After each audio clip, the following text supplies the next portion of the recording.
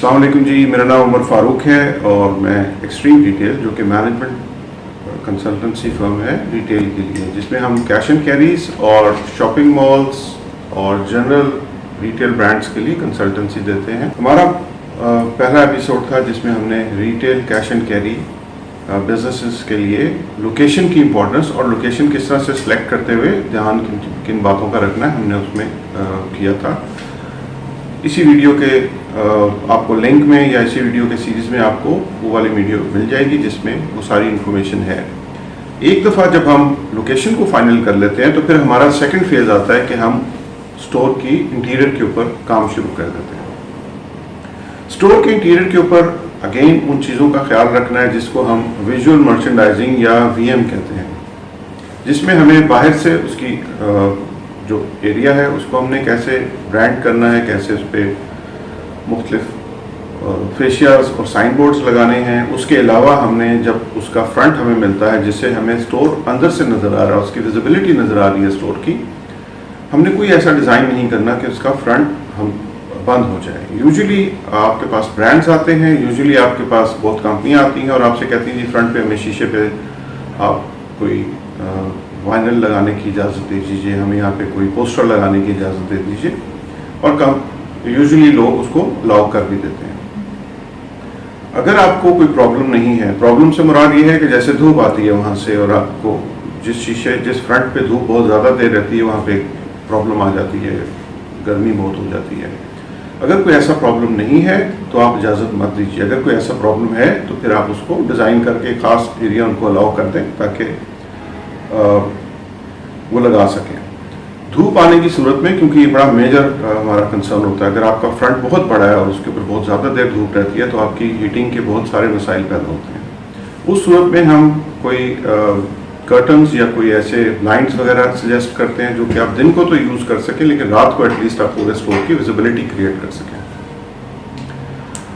क्योंकि retail business के अंदर स्टोर के अंदर का नज़र आना, स्टोर के अंदर की विजिबिलिटी का नज़र आना, वहाँ कस्टमर्स का चलना फिरना, वहाँ पे एक हैपनिंग या लाइफ नज़र आना बड़ा इंपॉर्टेंट होता है।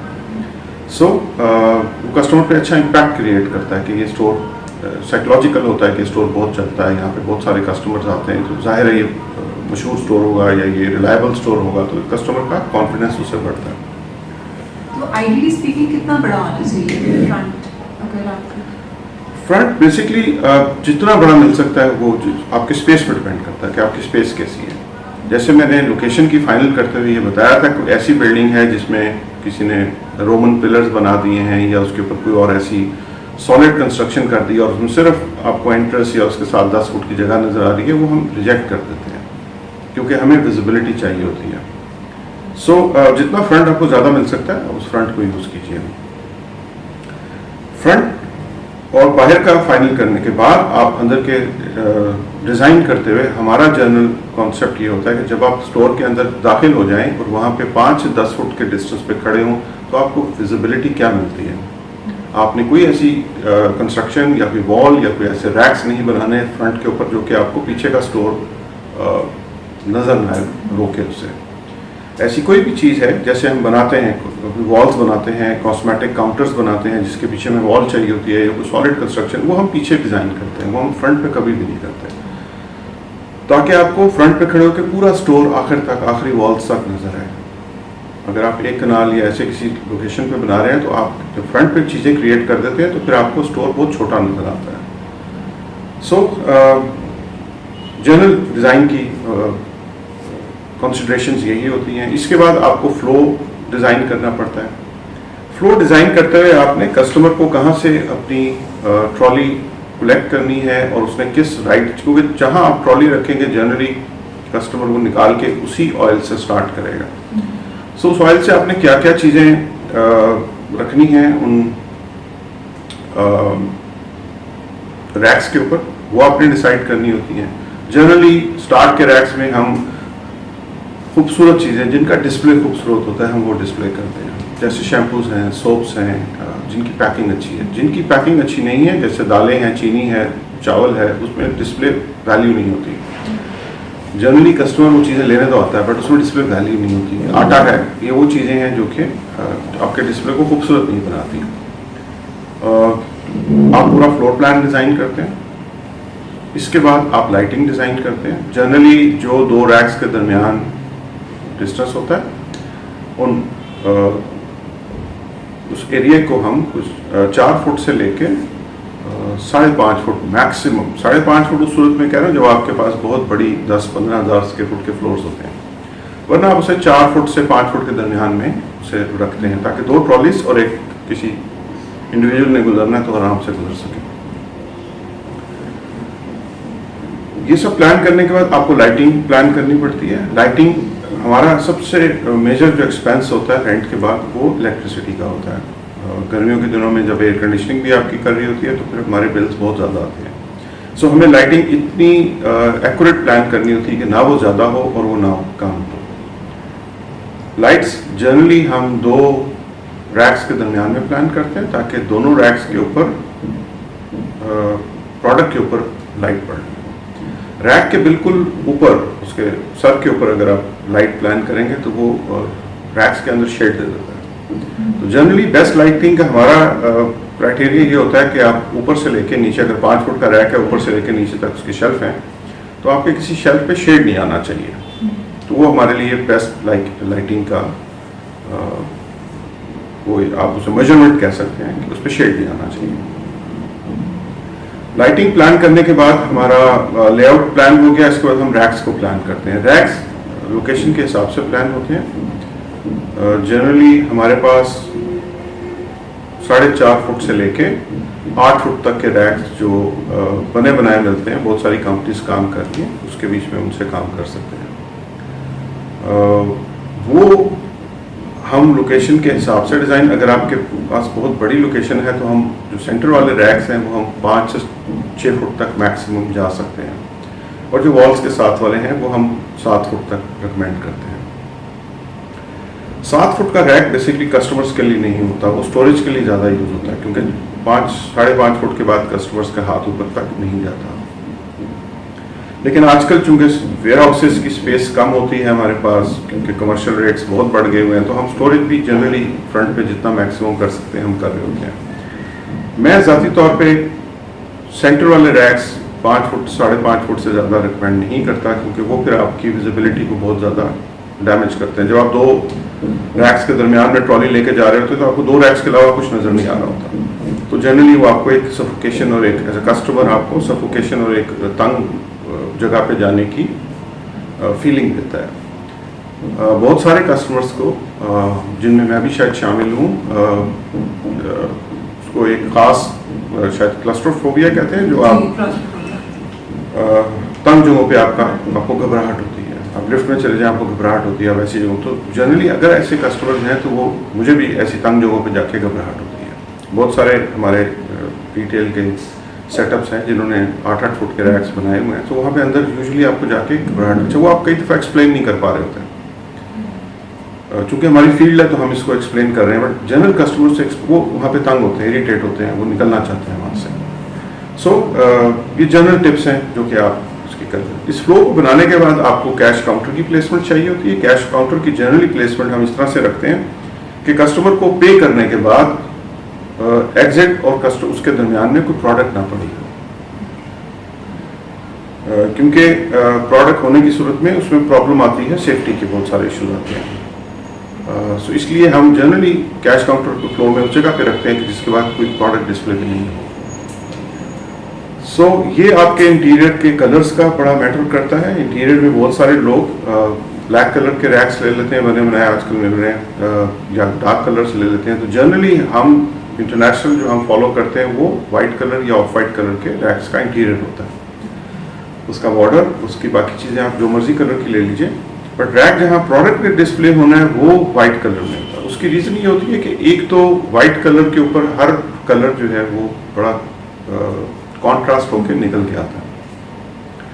ब्लैक कलर या ब्राउन कलर या ब्लू कलर के जब आप रैक्स में लेते हैं तो फिर उसके ऊपर कुछ प्रोडक्ट्स तो बहुत ज़्यादा निखर के आती हैं, बट अगर उसकी कॉन्ट्रास्ट वाली प्रोडक्ट, जैसे ब्लैक के ऊपर कोई ऐसी पैकिंग आ गई है जो खुद ब्लैक है, आपको अच्छी नज़र नहीं आएगी, या कोई येलो प्रोडक्ट है वो आपको अच्छी नहीं नज़र आएगी, तो इन रैक्स पे आपको ये प्रॉब्लम आती है। दूसरी बात ये होती है कि ब्लैक कलर के रैक्स के ऊपर या डार्क कलर के रैक्स के ऊपर लाइटिंग की कैपेसिटी बढ़ानी पड़ जाती है। क्योंकि आप एकदम से पूरा एनवायरनमेंट डल हो जाता है। आप मतलब ये कोई रॉकेट साइंस नहीं है, ये आपको पता ही है। आप एक रूम की वॉल्स ब्लैक कर दे तो आपको वहाँ पे एकदम से अंधेरा, उसी लाइटिंग में अंधेरा नजर आएगा। तो रैक क्योंकि मेजर पार्ट होता है आपकी इंटीरियर का, सबसे ज़्यादा चीज़ें वहाँ जो पड़ी होती हैं रैक ही पड़ी होती हैं। सो अगर आप उस सारे को ब्लैक या डार्क कलर्स में करेंगे, आपकी लाइट एकदम से डिम हो जाती है। तो उस चीज़ को अवॉइड करने के लिए जनरली जो पूरी दुनिया में स्टैंडर्ड यूज़ होता है वो ऑफ वाइट या वाइट कलर के रैक्स यूज़ होते हैं। रैकिंग के डिसीजन के बाद सीलिंग आती है। सीलिंग जनरली हम नहीं करते, हम सिर्फ लाइटिंग के ऊपर करते हैं, और सीलिंग सिर्फ हम पेंट से कवर करते हैं।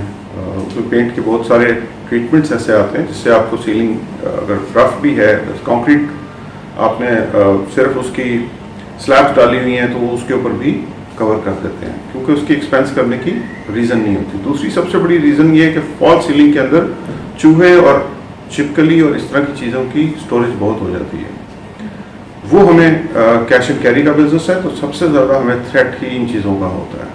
और ये हमारे जो हमने एक्सपीरियंस किया, ये हमारी बिल्डिंग्स में एसी के पाइप के डक्ट से, इसमें वायरिंग के डक्ट से, बहुत ऐसी जगहों से आते हैं जहाँ हम सोच भी नहीं सकते। और वो फॉल सीलिंग के अंदर फिर होते हैं, और फिर वो घर बना लेते हैं, और फिर वो हमने बहुत सारी जगहों पे जो लोगों ने एक्सपीरियंस किया या फेसबुक पे देखते हैं कि आप शॉपिंग कर रहे हैं और उसमें से चूहा भागता हुआ रैक्स के ऊपर घूमता फिर रहा है, या रात को बहुत नुकसान करता है। सो इसलिए हम इसको ओपन रखते हैं। ऐसी सारी एरियाज जहाँ पे कुछ स्टोरेज हो सकती है किसी भी चूहे की या ऐसी चीज़ की, वो हम अवॉइड करते हैं। तो इसलिए फॉल सीलिंग हम अवॉइड करते हैं कैश एंड कैरी बिजनेस के बीच में। इंटीरियर के साथ बहुत सारी चीज़ें ऐसी शामिल होती हैं जो कि प्रोडक्ट प्लानिंग, जब हम इंटीरियर कर रहे होते हैं उससे पहले हमें एक स्टेप होता है प्रोडक्ट प्लानिंग, जिसमें हम रख रहे होते हैं हमने रखना है यहाँ पे क्या क्या है। जैसे कॉस्मेटिक्स का एरिया रखना है, बच्चों के टॉयज रखने हैं, प्लास्टिक के कोई कंटेनर जो जिस तरह वो बाथरूम में यूज़ होने वाली चीज़ें, बाल्टी है, इस तरह के बड़े आइटम्स हैं प्लास्टिक के, या आपने अपैरल के कोई सेक्शन बनाना है, या अपने होम टेक्सटाइल का, क्योंकि बड़े फॉर्मेट्स में सारे सेक्शंस होते हैं, उनकी रैकिंग और उनकी जो एरियाज डिफाइंड हैं वो हम अलहदा से करते हैं। वो प्रोडक्ट स्पेसिफिक होते हैं, प्रोडक्ट के साइजेस के हिसाब से होते हैं। वो जनरली कारपेंटर का काम होता है, वो वहाँ पे डिज़ाइन होके वो वहाँ पे बनते हैं।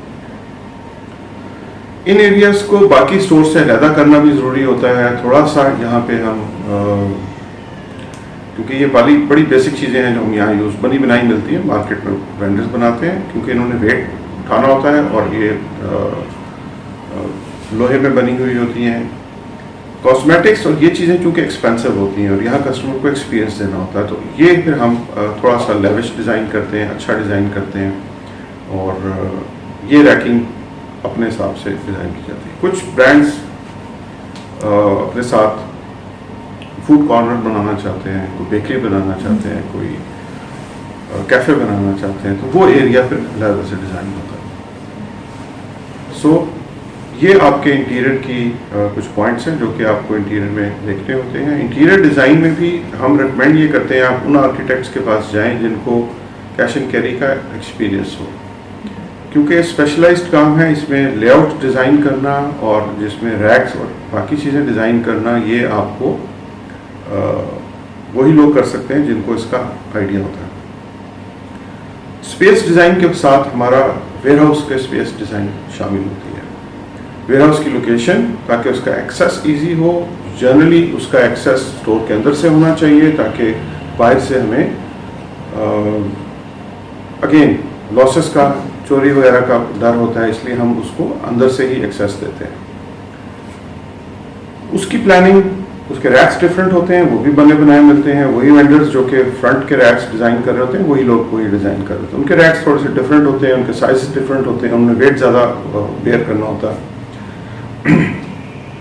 उनके दरमियान की स्पेसेस जो हैं वो कम होती हैं, क्योंकि सिर्फ लेबर ने घूमना है, उसने सामान उतारना है, इसलिए उसकी सेफ्टी के प्रिकॉशंस वैसे ही होते हैं जैसे बताया मैंने कि छोटे छोटे जानवर, चूहा और ऐसे जानवरों को अवॉइड करने के लिए हम वहाँ पे कोई लूप होल नहीं छोड़ते। हम अगर एग्जॉस्ट भी लगाते हैं तो उसके आगे हम जाली लगाते हैं पतले वाली। इसके तरह कोई भी अगर दरवाजे के नीचे से कोई जगह है या कोई ऐसा है तो रबड़ से उसे बंद करते हैं, ताकि वेयर हाउस में हमारी प्रोडक्ट की डैमेजेस मत हो वहाँ पे।